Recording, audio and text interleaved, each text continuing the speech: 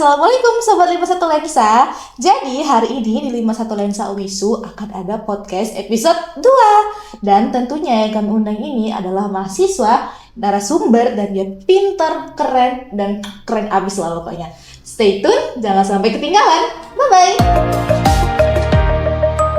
Halo Sobat 51 Lensa, nah kali ini kita sudah bersama Bang Jori Aditya Nurrahman, salah satu mahasiswa Fakultas Kedokteran yang akan menjadi narasumber pada podcast kita kali ini. Halo Bang Jori. Halo Kak Afra. Oke, sebelumnya kami ucapkan selamat ya Bang atas penghargaan Putra Terbaik di ISL 2026. Bisa ceritakan sedikit Bang apa itu ISL? Apakah dia kompetisi di bidang kesehatan atau bagaimana? Oke Kak, jadi seperti namanya ya ISL, Indonesian Scientific Leadership Training. Jadi sebenarnya ini acara yang dibuat oleh Bapin SMKI. Ini Kak, kebetulan kami juga sekalian pakai baju organisasi kami MRI. Itu adalah organisasi di bawah naungan Bapin SMKI. Jadi Bapin SMKI ini adalah organisasi yang di bawah ISMKI atau Ikatan Senat Mahasiswa Kedokteran Seluruh Indonesia. Oh, seluruh Indonesia. Sekalian tuh ISL bersamaan bergandengan dengan acara yang namanya itu LKMM Nasional. Apa itu Bang LKMM? Jadi latihan kepemimpinan mahasiswa gitu. Nah, kami pelatihannya itu di Fakultas Kedokteran UIN Syarif Hidayatullah kebetulan pada saat itu. Itu di Jakarta. Iya. Nah, ISL ini bergerak di yang namanya itu penelitian. Jadi kami di sana dilatih sekiranya 1 sampai 2 hari untuk namanya itu penelitian. Penelitian dalam bentuk apa nih Bang? Apa yang dikeluarkan, apa outputnya dari penelitian ini gitu? Misalnya penelitian berbentuk ke lapangan kah, atau penelitian yang bebas aja kita mau meneliti apa di situ? Jadi dari hari pertama sampai hari ketiga kami tuh memang dilatih yang pertama itu untuk yang namanya itu mengerti dulu yang namanya itu penelitian, bagaimana sejauh mana pengetahuan penelitian kita. Terus di sana juga banyak materi-materi hebat, seperti yang pertama ada pemateri dari yang namanya itu Dokter Gia. Kakak tahu Dokter Gia? Oh belum. Dokter Gia terkenal banget loh Kak. Oh iya? Iya. Mungkin karena saya nggak bidang di kedokteran terus saya nggak tahu. Oke, lalu setelah itu? Ada pembicaranya juga Dokter Profesor Nila Muluk, salah satu mantan Menteri Kesehatan pada zaman Bapak Jokowi pada saat itu. Jadi itu hadir di situ? Hadir jadi pembicara kami. Setelah itu ada lagi narasumbernya Bang di situ? Terus kami juga studi tour ke BRIN. Kakak tahu BRIN? BRIN? Iya. Badan Riset Badan Riset, kita tadi BIN. Iya, BRIN, Badan Riset Inovatif Negara di Cibinong, Bogor Kakak. Berarti itu 3 hari full dari Jakarta Bogor gitu Bang? Enggak, kami ke Cibinongnya cuma sehari. Study tour, terus ngelihat laboratorium kedokteran dan lain-lain. Dan di sana memang sih banyak banget exchange ilmu dari seluruh mahasiswa kedokteran. Dan alhamdulillah juga bisa berdampingan langsung dengan mahasiswa kedokteran seluruh Indonesia. Iya, betul. Sangat keren sih rasanya. Keren. Bangga lah gitu ya Bang. Pada hari pertama itu, kan bilang tadi 3 hari kan penelitian kan. 3 hari itu, pada hari pertama itu dari Abang sendiri tuh ngapain aja sebenarnya di sana? Nah, sebenarnya acaranya itu bukan di hari H memang langsung di sana, tapi kami dituntut memang pertama tuh di Zoom meeting dulu, memang dilatih dulu bagaimana sih cara penelitian dan lain-lain. Selanjutnya, karena kami udah matang dan juga udah sampai ke tahap selanjutnya yaitu di FKWin-nya, kami dilatih lebih lanjut lagi terkait yang namanya itu systematic review, meta analisis, which is penelitian yang memang levelnya secara evidence base lebih tinggi Kakak. Iya. Nah, terus pembicaranya memang pembicara hebat. Jadi akhirnya kami praktik menerapkan ilmu-ilmu yang sudah dipelajari langsung di sana. Kami udah ngetik, menuangkan ide, terus memang langsung diuji sama orang-orang yang memang berprofesional. Langsung diuji di situ. Jadi kalau dari UISU sendiri cuma Abang nih yang ikut kegiatan itu? Kebetulan FK Wisu ngirimin 3 orang, saya dan teman-teman saya. Sama semester 6? Oke. Ada Fatimah sama ada Jaya kebetulan ikut dengan saya. Kami juga membawa delegasi MRI di sana, delegasi organisasi saya untuk ikut. Kebetulan kan memang MRI sendiri bergerak di penelitian dan juga keilmiahan lah di UISU IFK UISU ini. Oke, kita balik ke tadi mungkin ya Bang ya. Kalau di hari pertama sudah, lalu di hari kedua nih orang abang tuh ngapain itu sebenarnya? Itu tadi Di hari kedua. kami ke Cibinong Bogor Cibinong. untuk yang namanya itu studi tour ke BRIN. Nah, laboratoriumnya itu memang sih udah advance banget sih, karena udah masuk ke gen ataupun genomik, ataupun yang sudah sel-sel yang sangat kecil. Jujur kami waktu melihatnya juga ya jadi pengalaman baru lah, sekiranya memang dunia kedokteran, dunia keilmuan itu memang sedalam itu dan juga sehebat itu sudah dijalankan gitu. Ini kalau dari abang sendiri nih, itu setelah abang berkuliah selama 6 semester, which is itu 3 tahun ya bang ya, sudah 3 tahun kan berkuliah di kedokteran. Itu apakah menjadi pengalaman yang benar-benar, oh aku benar-benar minat kali ini di kedokteran ini? Apakah itu jadi sesuatu yang kayak baru, something new gitu bagi abang? Sebenarnya ilmu kedokteran ini memang ilmu yang menarik memang dipelajari, karena dari tubuh manusia juga kita bisa pelajari penyakit-penyakitnya, serta bagaimana tubuh manusia itu bisa bekerja lain. Memang saya minatnya memang dari SMA. Oh dari SMA memang minatnya kedokteran. Untuk organisasi abang sendiri tadi itu kan MRI ya, tadi Medical Research Institute. itu emang di bawah UISU bang? Nah, jadi Medical Research Institute ini kita lari ke backgroundnya ya kak ya. Itu dibangun sama Dr. Arnila. Jadi Dr. Arnila ini salah satu mahasiswa kedokteran FK UISU yang awalnya alumni. Yang awalnya bergerak di yang namanya itu pengabdian. Jadi Dr. Arnila membangun yang namanya itu pondok belajar di Desa Nelayan sebelumnya. Jadi bawanya MRI ke sana. Nah, sekian waktu lama berjalan, akhirnya MRI ini join lah dengan yang namanya itu BAPIN ISMKI atau Badan Analisis Keilmiahan di ISMKI. Nah, setelah join itu, makanya MRI sudah bergerak yang namanya itu ke penelitian dan juga keilmuan. Mungkin kita bahas sedikit tentang MRI ini ya bang, karena agak menarik gitu ya MRI ini. Ini MRI ini sudah dibentuk berapa lama bang? Dari 2016 kakak. 2016. Memang baru-baru juga sih. Berarti abang join di MRI ini dari Semester 2. Semester 2. Ada nggak sih bang rintangan sama seperti tadi, tantangan berkuliah, berkompetisi, sepertinya ribet, apalagi kan kedokteran yang kita pikir tuh praktiknya lumayan banyak ya. Ada nggak sih bang tantangan yang abang hadapi sama organisasi ini? Jadi memang dari awal organisasi ya saya masuk sebagai anggota terlebih dahulu, berkenalan dengan orang banyak, berkenalan dengan teman-teman. Nah, sampai sekarang di titik ini alhamdulillah menjabat sebagai ketua MRI FK UISU. Oh, udah ketua. Oke. Lalu memang banyak tantangannya, terutama dari yang namanya itu internal dan personal lah dengan orang-orang. Kadang juga kalau semisalnya kita nggak bisa membedakan mana kalau misalnya kita dalam organisasi ataupun mana kita dengan berteman atau bagaimana, itu susah membedakannya. Jadi kadang kalau misalnya contoh ya kayak kalau kita musuhan dengan seseorang tapi di organisasi kita, bagaimana lah kita mewatai diri kita di organisasi, bahkan personal kita harus berbeda gitu. Walaupun berantem di organisasi harus memang profesional di individunya gitu. Jadi selama abang berorganisasi inilah, sering nggak yang seperti itu abang jumpain? Sering juga sih kak. Sering nggak cocok mungkin. Sering nggak cocok. Jadi banyak ya permasalahan internal, tapi ya hampir kebawa ke organisasi, seperti itu aja sih kak. Kalau untuk kompetisi itu dibilang kompetisi apa bukan itu bang, ISL itu sebenarnya? Lebih tepatnya sih pelatihan kayak. Tapi di sana kami dituntun untuk berkompetisi juga, karena nantinya bakal dapat nominasi. Kebetulan kan memang dibagi beberapa kelompok. Alhamdulillah kelompoknya Jori dapat kelompok paling kritis kakak. Itu beda dengan putra terbaik. Beda nominasi lainnya. Jadi kami dibagi kelompok terlebih dahulu. Nah, sedangkan penghargaan putra terbaik ini dibagikan untuk personal individunya. Ya. Untuk pelatihan itu sendiri ada nggak sih bang topik tertentu gitu? Misalnya abang mengambil topik ini sehingga abang bisa begini gitu.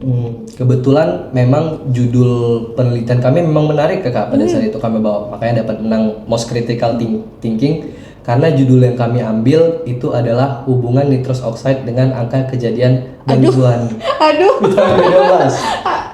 aku dengarnya sudah serem ya. Hubungan, pelan-pelan bang, hubungan.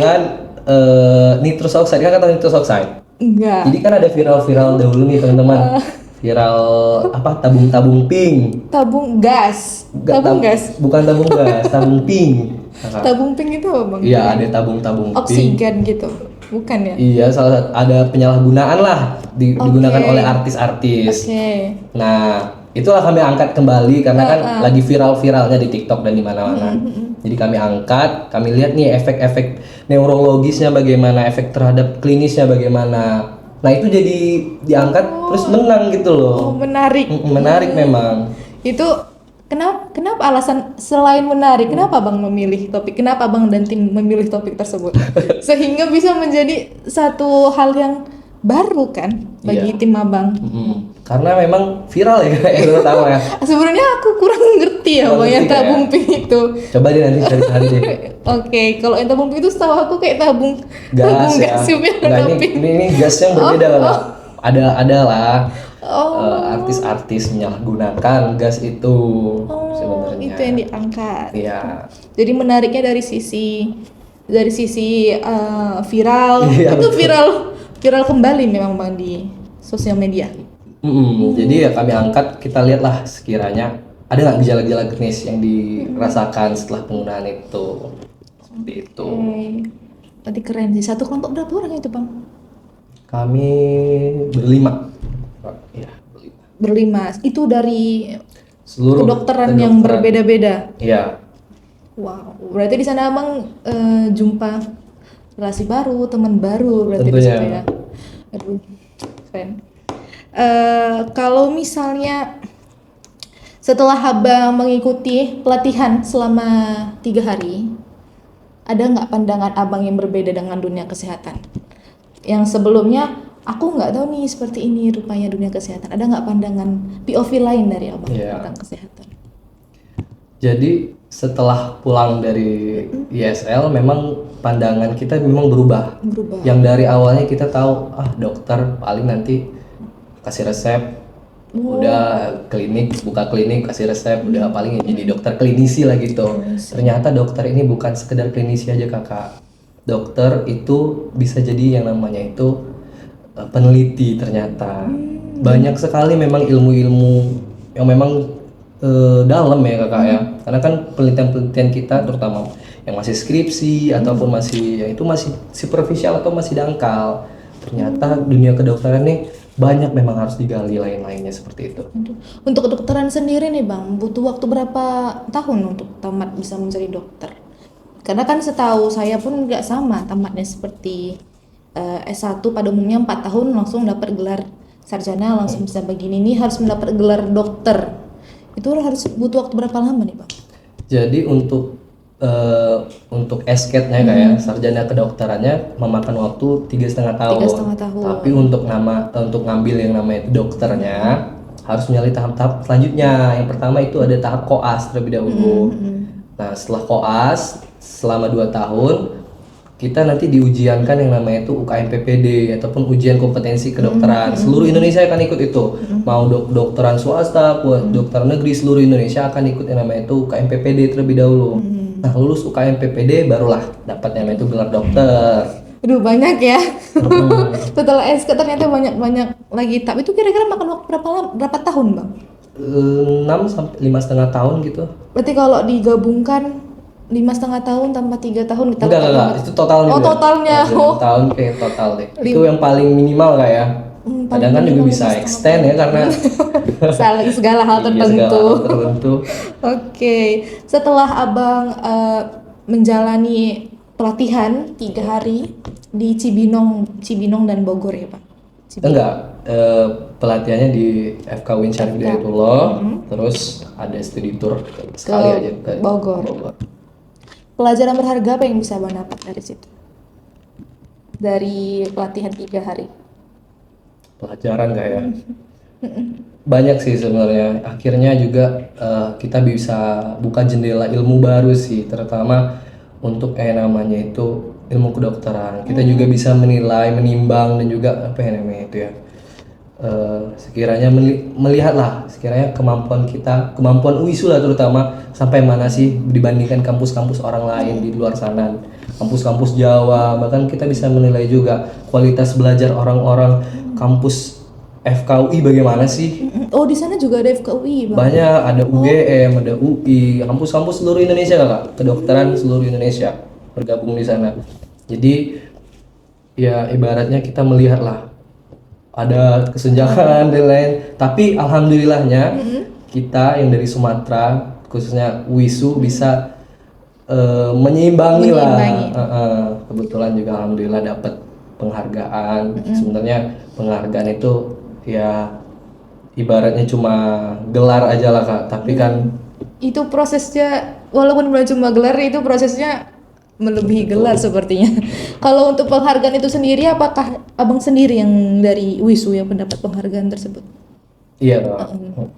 Itu kalau misalnya ada pelatihan seperti ini lagi, apakah abang mau mengikuti ini seperti ini lagi, join lagi?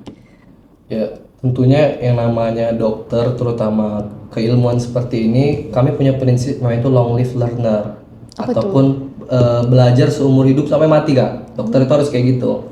Jadi mau dia udah tua, mau dia muda, Harus belajar lah. harus belajar terus. Karena kan ilmu kedokteran ini selalu berkembang. Tapi kalau untuk yang namanya itu acara pelatihan seperti ini lagi, karena kan MRI harus regeneratif ya Kak. Nggak mungkin Jori aja berangkat terus, pasti kita bawa juga lah sekiranya yang di bawah tingkatnya untuk maju, untuk naik, mana tuh juga bisa dapat penghargaan lebih tinggi, supremasi di atas sana gitu. Seperti itu. Kalau untuk MRI tadi ya Bang. Kalau untuk MRI sendiri itu sudah berapa anggota Bang di organisasi tersebut?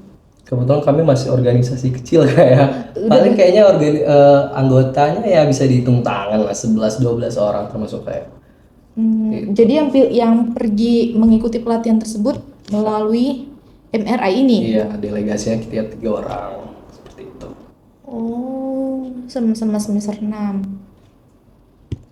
Oke, mungkin pesan abang lah kepada mahasiswa kedokteran ataupun kita buat calon mahasiswa kedokteran yang ingin daftar di UISU. Ini ada pesan dari Manjori selaku terbaik ya Bang, terbaik putra. Iya. Terbaik putra pada pelatihan ISL 2026. Silakan Bang Yuri kepada calon mahasiswa, boleh lihat ke sini. Untuk calon mahasiswa Fakultas Kedokteran UISU ataupun mahasiswa UISU lainnya, semoga dengan ya apapun yang terjadi di luar sana, jangan takutlah masuk UISU dan juga jangan takut juga untuk berorganisasi ataupun masuk ke organisasi mahasiswa. Karena semoga juga organisasi mahasiswa di UISU itu bisa disupport lebih kuat, karena memang yang namanya kampus apalah artinya tanpa mahasiswa dan kegiatan mahasiswa. Mungkin segitu aja sih Kak. Itu untuk calon mahasiswa. Kalau untuk mahasiswanya deh Bang, itu untuk pesan kepada calon mahasiswa yang mungkin ingin bergabung ke UISU. Kalau untuk mahasiswa UISU sendiri nih, apa pesan abang kepada adik-adik abang atau kakak tingkat abang? Ya, yang pertama sih harus yang namanya itu aktif ya dalam berorganisasi ataupun dalam kegiatan mahasiswa lainnya, karena untuk meningkatkan namanya itu roda ekosistem mahasiswa supaya lebih yang namanya itu kompetitif, aktif, secara sehat seperti itu di kampus. Oke, mungkin satu lagi deh, harapan abang deh ke depannya untuk diri abang sendiri dan untuk mahasiswa. Iya. Jangan cepat puas sih, karena masih banyak yang harus dikejar di sana. Kebetulan memang ada program lagi yang kebetulan pribadi ikuti. Jadi harus menunggu hasilnya maksimal, selalu usaha, doa itu paling penting, dan juga jangan patah semangat kalau misalnya terjadi gagal gitu. Oke guys, ternyata itu harapan pesan dari Bang Jori dari Bang Jori kepada calon mahasiswa UISU, bahkan harapannya ke depannya untuk mahasiswa UISU, dan intinya jangan menyerah, tetap semangat guys.